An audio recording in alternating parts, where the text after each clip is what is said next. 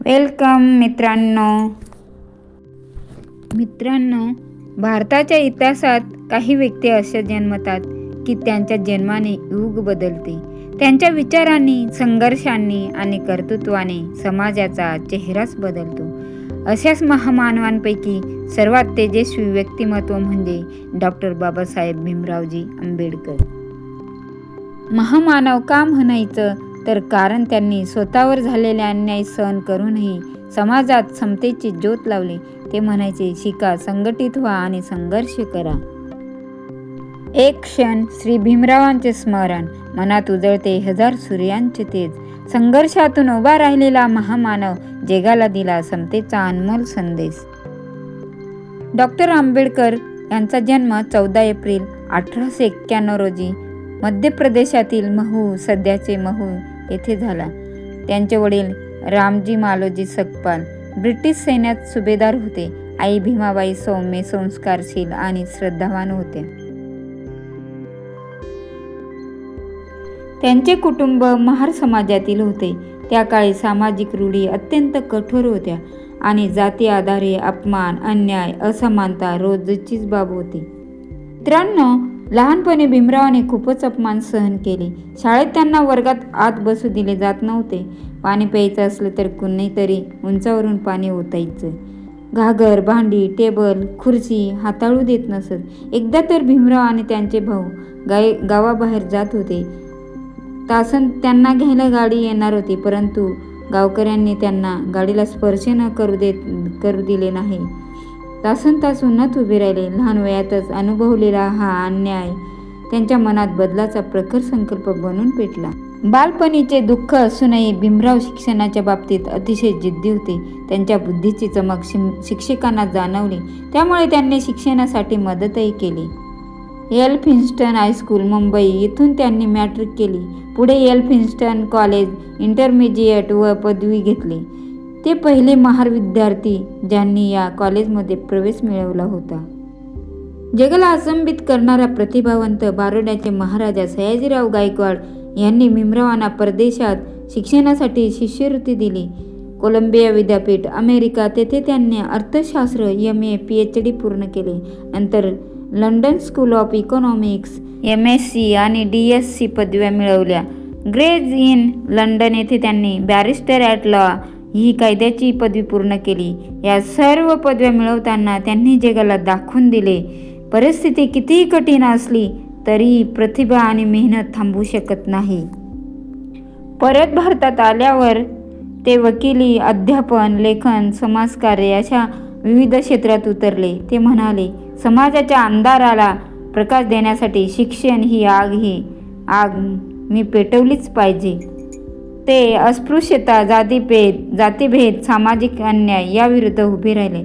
त्यांनी अनेक चळवळी केल्या, जसे चौदार तळे आंदोलन 1927. आणि त्यांनी सांगितले, मनुष्य कोणीही लहान मोठा नसतो, सगळे सारखेच असतात. त्यांनी सर्वांना पाणी भरण्यासाठी तळे खुले करून दिले, सर्वांना न्याय मिळवून दिला. नाशिक येथील काळाराम मंदिरात अस्पृश्यांना प्रवेश नव्हता, त्यासाठी त्यांनी आंदोलन केले आणि प्रवेश मिळवून दिला. त्यांनी समाजासाठी खूप कार्य केले. नंतर त्यांनी बहिष्कृत हितकारणे सभा, सामाजिक सुधारांसाठी अनेक संस्था खुल्या केल्या. शिक्षण, आरोग्य, कायदा, राजकारण यात त्यांनी अनेक सुधारणा केल्या. त्यांच्या विचारांनी करोडो लोकांना मानवतेची ओळख मिळाली आणि ते भारताचे पहिले कायदा मंत्री झाले. कायद्यात लोकांच्या हक्काचे संरक्षण व्हावे म्हणून त्यांनी अनेक सुधारणा केल्या. डॉक्टर आंबेडकर हे भारताच्या संविधानाचे प्रमुख शिल्पकार आहेत. भारतीय लोकशाहीची पायाभरणी त्यांनी केली. संविधानात त्यांनी 3 मूल्ये सांगितले, समता, स्वातंत्र्य आणि बंधुता. डॉक्टर आंबेडकर एवढ्यातच थांबले नाही.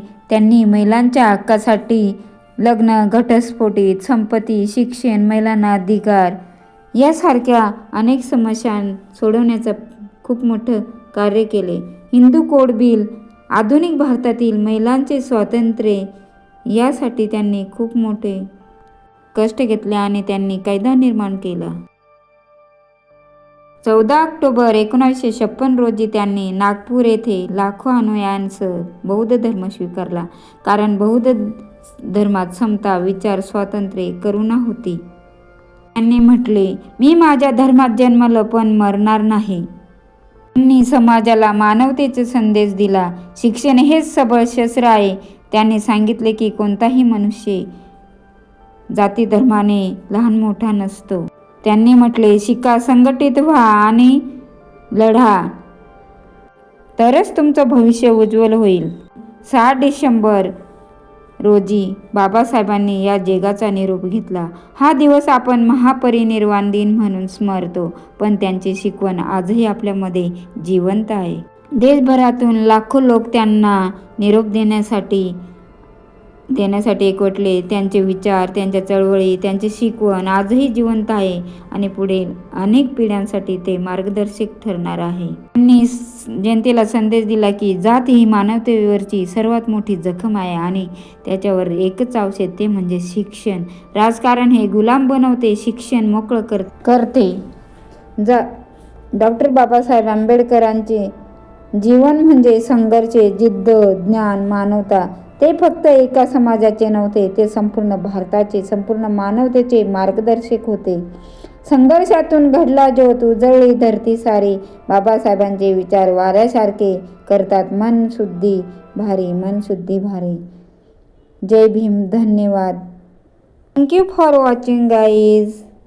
पुन्हा भेटू पुढच्या व्हिडिओमध्ये. लाईक करा.